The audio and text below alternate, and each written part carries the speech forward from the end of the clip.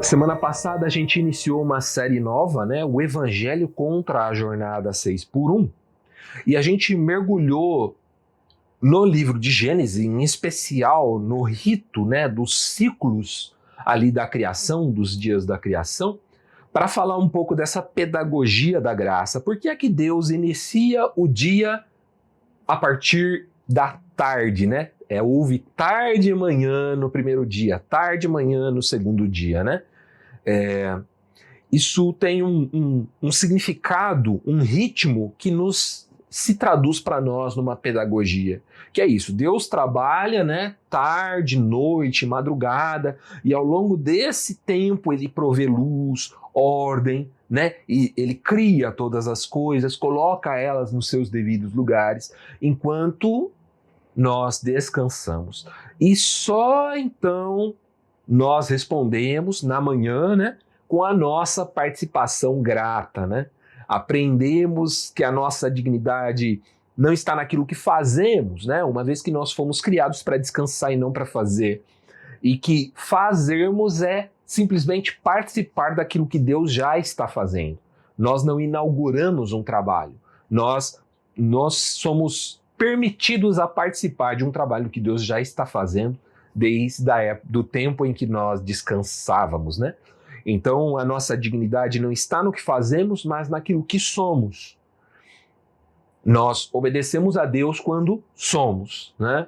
Deus diz, haja luz, e houve luz. A luz teve que fazer o quê? Nada, né? A luz está clara o suficiente? Não importa, né? Ela é a luz e é a luz que Deus mandou que existisse. Deus não mandou que ela fizesse nada, né? A criação de Deus é intrinsecamente boa aos seus olhos. Por isso que Deus diz, ao fim de cada ciclo desse de dia, ele diz, e viu Deus que era bom, que a luz era boa, que o firmamento era bom, que a terra era boa, a porção seca era boa, a porção de mar era boa, tudo era bom, né? Os vegetais, os animais, e quando ele chega no ser humano, ele diz, e era muito bom, né?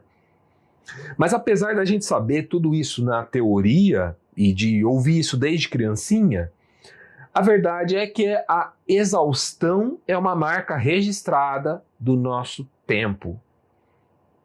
Muitos de nós vivemos esgotados, presos em uma corrida incessante por produtividade.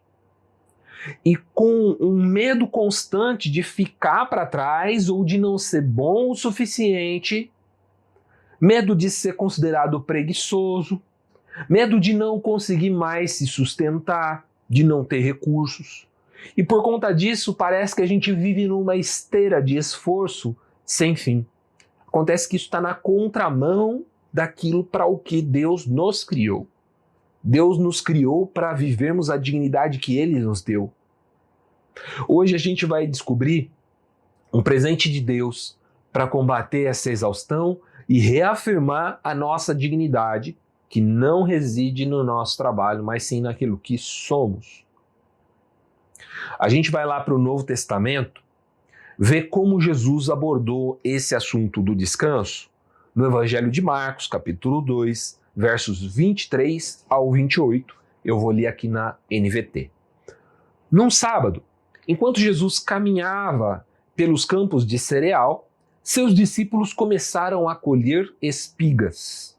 Os fariseus lhe perguntaram, por que os seus discípulos desobedecem à lei colhendo espigas de cereal num sábado? Jesus respondeu, vocês não leram nas Escrituras o que fez Davi quando ele e os seus companheiros tiveram fome?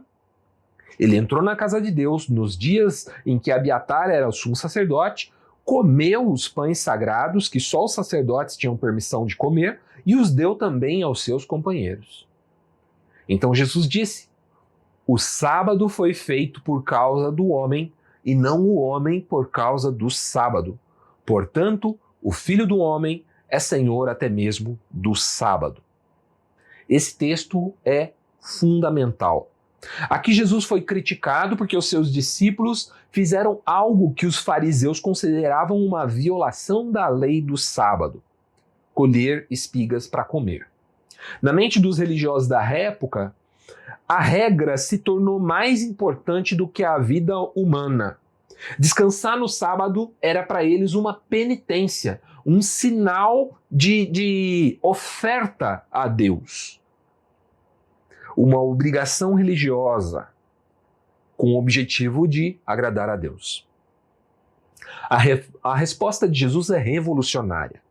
Ela está lá no versículo 27. O sábado foi feito por causa do homem e não o homem por causa do sábado. Grava bem que a gente vai voltar nesse versículo algumas vezes. Aqui Jesus desmistifica o sábado como uma regra rígida e opressora. Ele revela o coração de Deus por trás desse mandamento. O sábado não é um fardo que carregamos para Deus, mas um presente de Deus para nós. Uma ferramenta para o nosso bem-estar, para nos restaurar e nos lembrar da nossa humanidade. Ele é o Senhor do sábado e é Ele quem define o verdadeiro propósito do sábado. Esse propósito já estava claro lá em Deuteronômio 5,15, na própria lei que estabelece o sábado, que diz assim: lembre-se que você era escravo no Egito, e o Senhor Deus o tirou de lá com mão forte e braço poderoso. Por isso o Senhor, seu Deus, ordenou que você guarde o sábado. No Egito, o povo de Israel era tratado como uma máquina de trabalho. Eles não tinham descanso. Eles eram definidos pela sua produtividade. Você se lembra que quando Moisés tenta tirá-los daquele lugar, o faraó coloca mais trabalho e mais empecilhos. Fala, vocês vão ter que produzir mais tijolos e sem palha. Eles eram definidos por quanto eles podiam construir para o faraó. O sábado foi dado a eles como uma lembrança constante da libertação da escravidão, do trabalho forçado, daquele espaço onde eles eram considerados máquinas.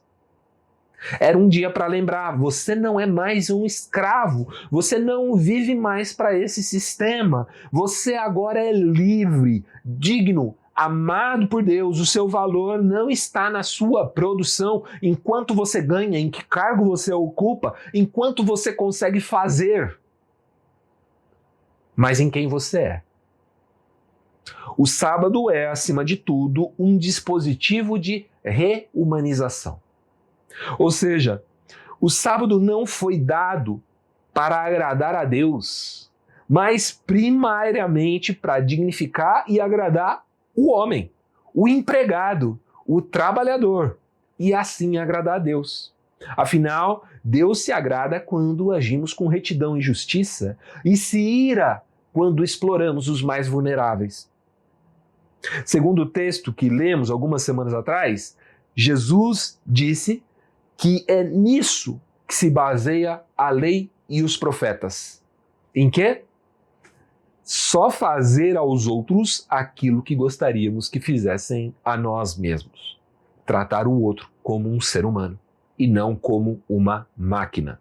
Não com base na sua produtividade, mas com base na sua natureza, que é humana e, por que não dizer, divina.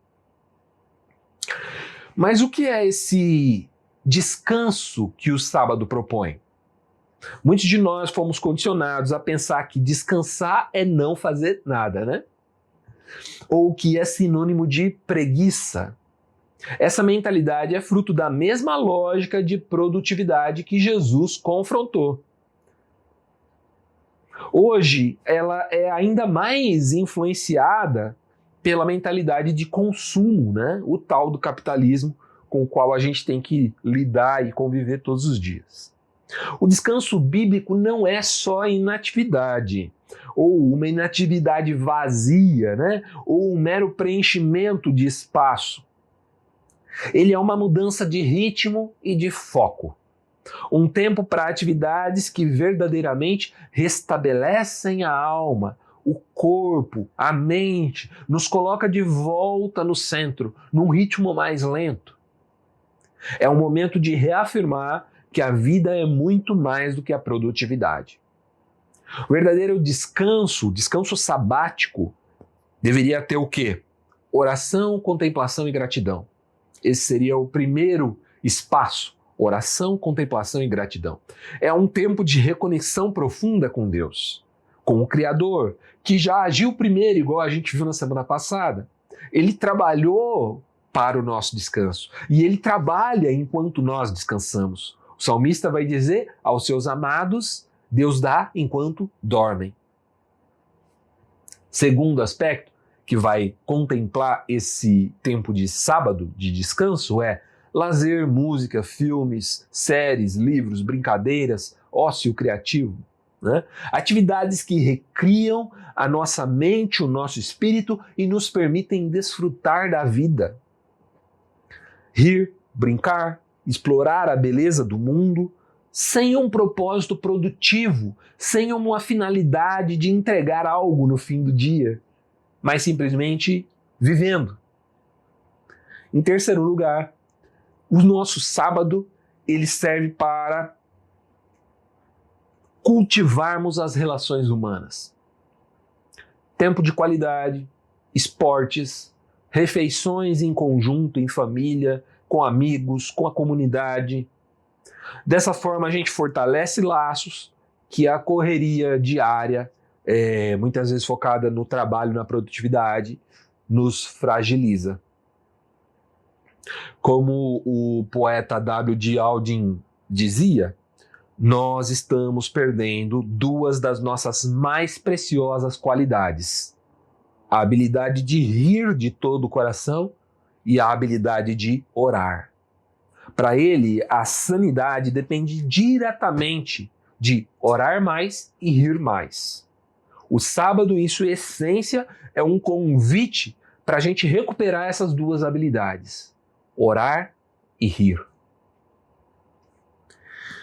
Agora, trazendo essa realidade bíblica, essa verdade bíblica e teológica de uma forma prática para o nosso dia a dia, a gente pode pensar na nossa realidade específica no Brasil, né? Quantos de nós trabalham e vivem na jornada 6x1, né? Ou até no 7x0, talvez, né? Em muitos casos não tem nenhum dia de descanso, né? Talvez a gente esteja submetido, a gente estava falando antes aqui, né, Jeff?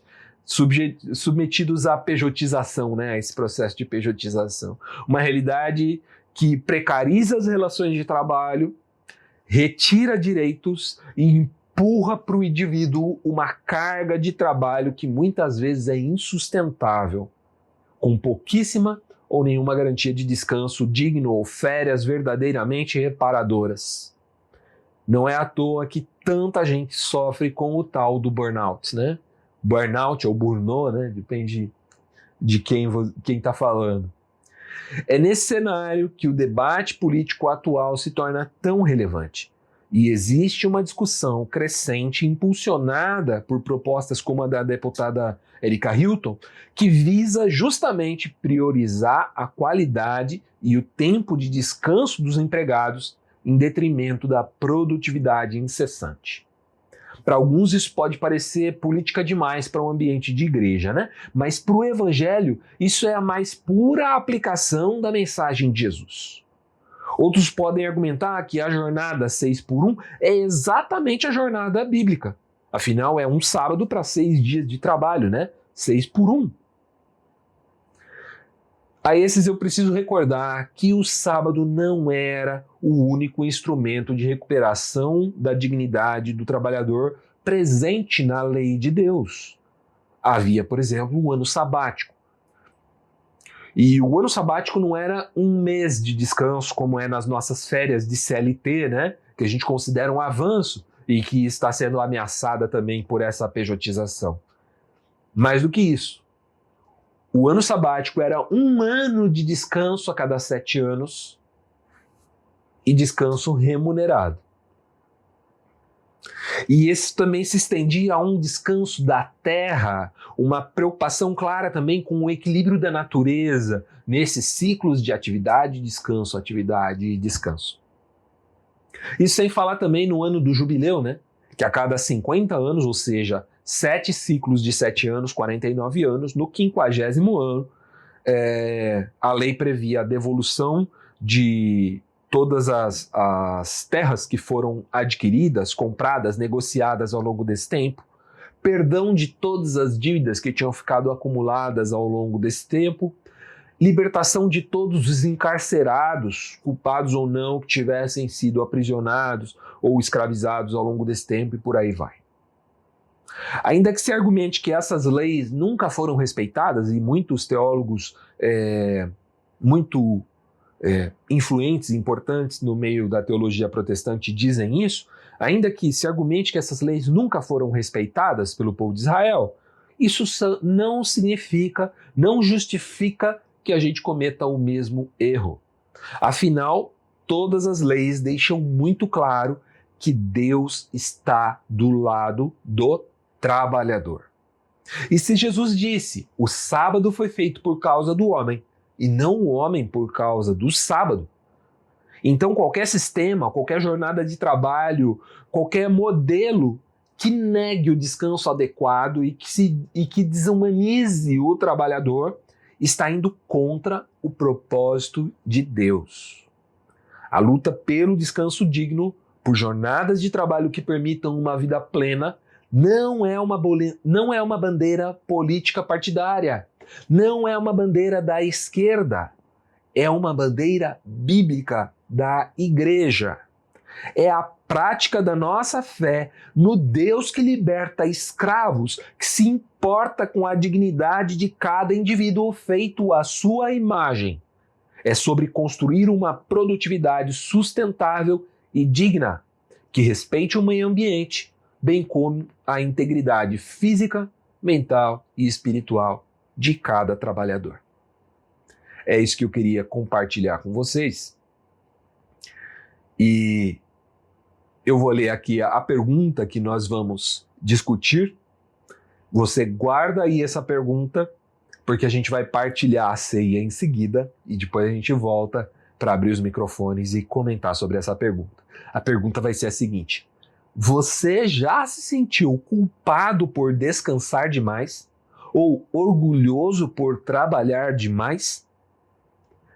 Isso posto, como podemos, à luz do Evangelho, começar a priorizar o louvor a Deus através do descanso, ao invés da produtividade que nos é imposta por um sistema que cultua o dinheiro? Vou repetir. Você já se sentiu culpado por descansar demais ou orgulhoso por trabalhar demais? Como podemos, à luz do Evangelho, começar a priorizar o louvor a Deus através do descanso, ao invés da produtividade que nos é imposta por um sistema que cultua o dinheiro, mamon, né? É isso. Então, como sempre, vai ser aquele modelo, né? Se alguém já estiver falando, você levanta a mão e aguarda. Se ninguém estiver falando, você pode abrir o microfone e trazer a sua contribuição. Que bom que você chegou até aqui.